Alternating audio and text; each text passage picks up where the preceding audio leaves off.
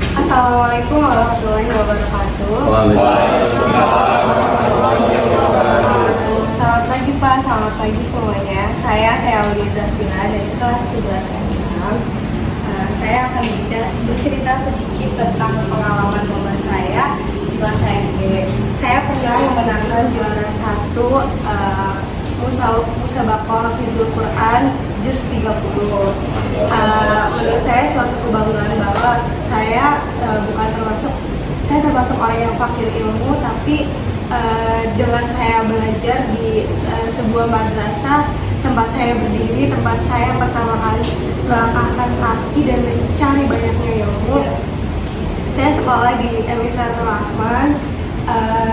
Itu menurut itu termasuk sekolah swasta, tapi saya tidak pernah mengeluarkan uang SPP pun karena saya mendapatkan beasiswa di masa saya kelas 1 sampai kelas 6.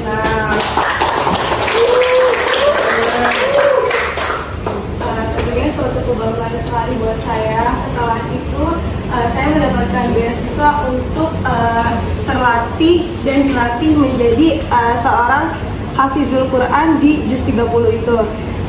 Setelah itu nyampe di impian saya wisuda. Saya bangga banget.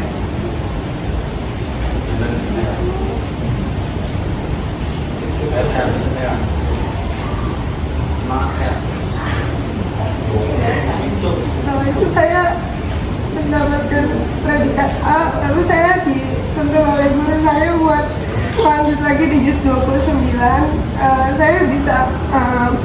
Saya bisa nyelesain Juz 29 di 3 surat, termasuk surat Al-Qalaq.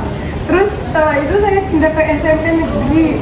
Saya emang sengaja buat melanjutin ke SMP, nggak ke sanawiyah lagi karena saya mau ngejar nilai matematika saya.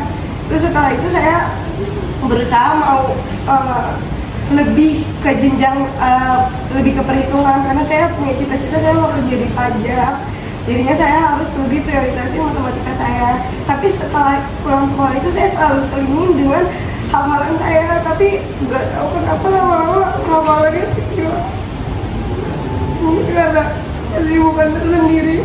Saya waktu itu menjadi ketua bendahara di OSIS dan menurut saya itu suatu kesibukan yang luar biasa.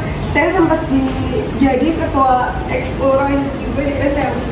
Saya pernah jadi wakil MPK Komisi B juga di SMP. Jadi menurut saya nggak bisa berbagi waktu itu. Dan saya pun nggak tahu lama-lama hafalan saya itu hilang gitu aja. Tapi di SMA ini saya masih eksplorasi lagi buat mengingat hafalan saya itu. Terus kemarin saya sempat dengar dari guru agama saya, beliau bilang kalau misalnya kamu hafal salah satu surat di Juz 29, ujian prakteknya itu nanti saya nggak bakal ngikutin ujian praktek itu dan cuma setelah hafalan ke guru agama itu. Dan menurut saya itulah kenapa saya merekomendasikan ke kalian semua, jika kita melakukan suatu kebaikan di jalan manapun, sekecil apapun langkah kita pasti bakal dimudahkan. Apalagi kita itu nyarinya di jalan Allah, selalu ingat akhirat. Menghafal Al-Quran itu tuh suatu kemuliaan tersendiri. Nggak usah ditanya apa manfaatnya, saya nemu sendiri langsung di sekolah ini.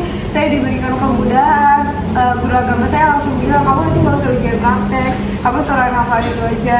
Menurut saya itu suatu kebanggaan terbesar. Harapan saya bagi diri saya sendiri, saya bisa mempertahankan terus hafalan saya, bisa menggapai cita-cita dan impian saya. Saya mau kerja di suatu perusahaan, intinya perusahaan pajak. Emang banyak yang bilang, banyak lika-liku pajak itu tuh ada bunganya lah, ada ininya. Tapi saya bisa mempertimbangkan itu dan saya bisa kok nyari kayak di bank syariah atau di bank mana. Intinya kita bisa menyesuaikan dengan dan diselingi dengan pelajaran agama kita. Mungkin itu sedikit cerita dari saya, kurang lebih mohon maaf. Terima kasih. Wassalamualaikum warahmatullahi wabarakatuh.